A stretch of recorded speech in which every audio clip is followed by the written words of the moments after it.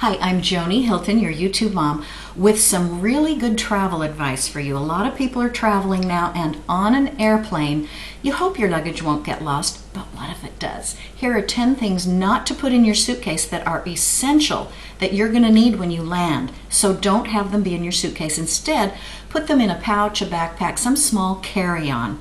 The first one is underwear, socks and underwear. You may arrive so late that you can't go buy any extra socks and underwear. At least have a change in there. And then you can get to somewhere where you can purchase what you need that way. Cash. Keep your cash on you. The same with a passport, a driver's license, or a credit card. Those three things, keep them on you, not in a suitcase. Also, if you wear contacts or glasses or you need some for reading, let's say you're going to a big conference, you've got to give a speech, don't put your reading glasses in your suitcase. And then medication. By all means, do not pack medication that could save your life, that you can't live without. Put that in the little pouch as well. And then toiletries, cosmetics. Some people cannot live without that.